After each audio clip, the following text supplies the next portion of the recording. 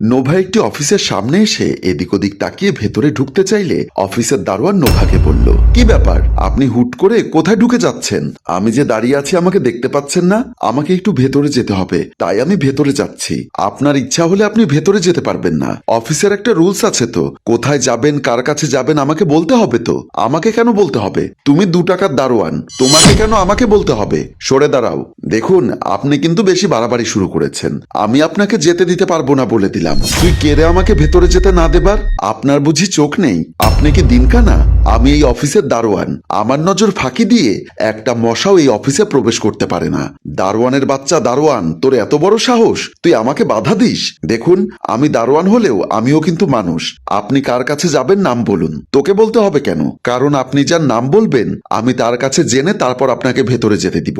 এখন আপনি বলুন আপনি কোন স্যারের কাছে যাবেন। যদি না বলি তাহলে আপনাকে ফিরে যেতে হবে। এরই মাঝে সবুজ সাহেব আসলে দারোয়ান সালাম দেয়। সবুজ সাহেব বলল, কি হয়েছে এখানে? উনি কে? স্যার, উনি ভেতরে যেতে চাইছেন, কিন্তু উনি কার কাছে যাবে বলছে না। আমি কি করে ওনাকে ভেতরে যেতে দেই বলুন তো? হ্যাঁ ঠিকই তো, কার কাছে যাবেন তার পরিচয় দিন, তারপর যাবার ব্যবস্থা হবে। আসলে আমি বিজয়ের কাছে যাব। ঠিক আছে, আমি বিজয় স্যারকে ফোন করছি। না না, আপনি বিজয়কে ফোন করবেন না। আচ্ছা, বিজয় আপনার কি হয় বলেন তো? আমি বিজয় সাহেবের বস, আমাকে বলতে পারেন।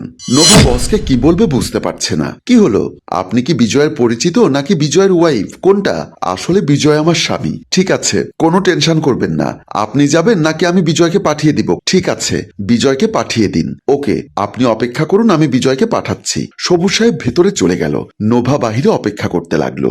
বিজয় তার চেয়ারে বসে কাজ করছে। এমন সময় সবুজ মানে বিজয়ের বস এসে বিজয়কে বলল, কি ইয়াংম্যান, কাজ কেমন চলছে? বিজয় বসকে দেখে বসা থেকে দাঁড়িয়ে গেল। স্যার, আপনি আমার রুমে? স্যার, আপনার কোনো কিছু প্রয়োজন হলে আমাকে বলতেন, আমি আপনার টেবিলে নিয়ে যেতাম। আরে ওসব কিছুই না। বাসার সবাই ভালো তো? তোমাকে দেখে মনে হয় কিছু একটা হয়েছে।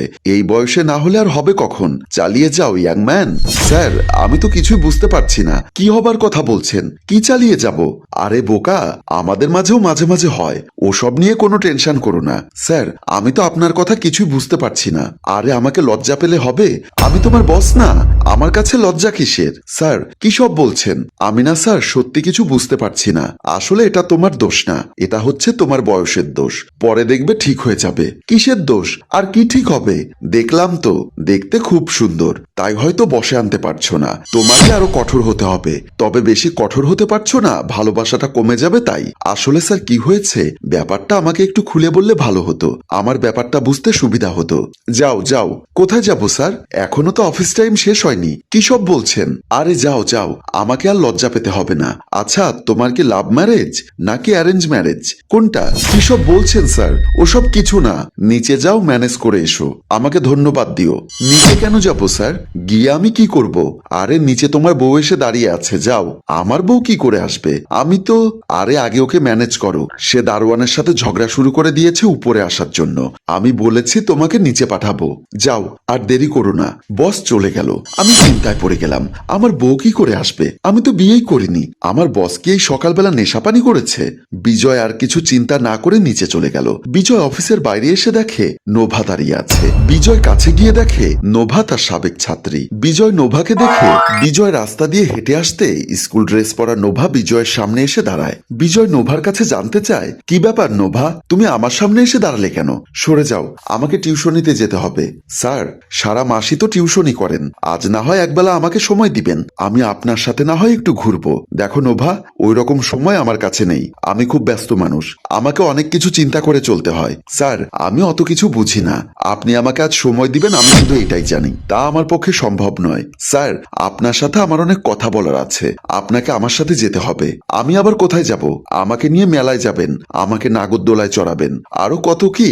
আমারও তো সময় নেই, তুমি অন্য কাউকে নিয়ে যাও। কেন? আমি অন্য কাউকে পছন্দ করি না তো, আমি তো আপনাকে পছন্দ করি, তাই আপনাকে নিয়েই আমি ঘুরতে যাব। তুমি এসব কি বলছো? তুমি কেন আমাকে পছন্দ করবে? আমি তোমার শিক্ষক, তুমি আমার ছাত্রী, আমাদের মধ্যে এতটুকুই সম্পর্ক, এর বাইরে নেই। কে বলেছে? আমি তো আপনাকে পছন্দ করি। নোভা বিজয়ের হাত ধরে টানাটানি করছে। বিজয় আশেপাশে দেখছে কেউ দেখছে কিনা।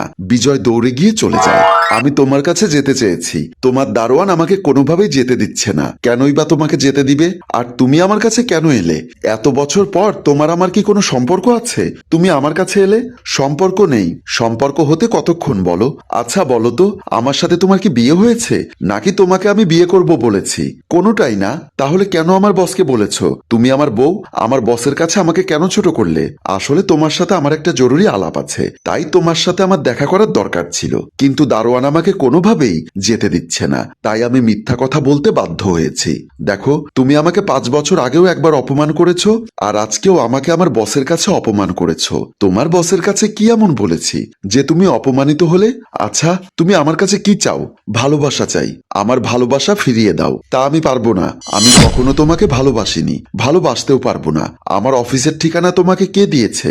ইচ্ছা থাকলে উপায় হয় জনাব, আমি জোগাড় করেছি। খুব খারাপ করেছো, তেমন খারাপও হয়নি। তুমি আমাকে দূরে সরিয়ে রাখবে, আমি মুখে আঙ্গুল দিয়ে বসে থাকবো? সেই মেয়ে আমি না। যাও, আমার অফিসের কলিগরা দেখলে আমার মান সম্মান সব শেষ হয়ে যাবে। এমনিতে বসের কাছে আমাকে কালার করলে, আমি কেন তোমার বসের কাছে কালার করব? কেন? তুমি বলনি তুমি আমার বউ? এই কথা বসকে কেন বলতে গেলে? আমি কি তোমাকে বিয়ে করেছি? করনি তো কি হয়েছে? আজ আমরা বিয়ে করে নিব, তারপর তোমার বসকে সারপ্রাইজ দিব। তোমাকে বিয়ে করব আমি? আমার কি মাথা খারাপ হয়ে গেছে? তোমার মাথা খারাপ হলে তো হবে না। শোনো, চলো আমরা কাজী অফিসে চলে যাই। কাজী অফিসে কেন যাব? কারণ আজ আমাদের বিয়ে। কি সব আবল তাবল বলছো? আমার বিয়ে আমি জানি না? না, আমি তোমাকে বিয়ে করব না। আচ্ছা, আমার মাঝে কি নেই? তুমি কেন আমাকে বিয়ে করবে না বলো তো? আমি কি তোমার অযোগ্য? আমি কি দেখতে খারাপ? তা নয়, আসলে আমি চেয়েছিলাম আমি আগে প্রতিষ্ঠিত হয়ে তারপর বিয়ে করব। তুমি কি এখন প্রতিষ্ঠিত নও? তুমি এখন একটা ভালো চাকরি করো, এখনই তো তোমার বিয়ে করার উপযুক্ত সময়। আচ্ছা, আমাকে বিয়ে করে তুমি সুখী হতে পারবে না, কারণ তোমার চাহিদা আমি হয়তো পূরণ করতে পারবো না। তাই আমি তোমার কাছ থেকে দূরে দূরে সরে থাকতাম। আমার চাহিদা হবে আমার স্বামীর আয় বুঝে ব্যয় হবে। এখন আমার চাহিদা আমার স্বামী, কারণ আমি জানি স্বামীর পায়ের নিচে স্ত্রীর জান্নাত। তুমি আর অমত করো না। বিয়ের সব আয়োজন রেডি, আমরা গেলে বিয়ের কাজ সম্পূর্ণ হবে। বিজয় নোভাকে জড়িয়ে ধরে। দর্শক, আমাদের এই গল্পটি যদি আপনাদের ভালো লেগে থাকে তাহলে লাইক, কমেন্ট ও শেয়ার করে দিন। ধন্যবাদ। গল্পটির রচনায় আয়ুব মাহমুদ, পরিচালনায় রেজাউল কবির চৌধুরী, প্রযোজনায় FA নয়ন চৌধুরী।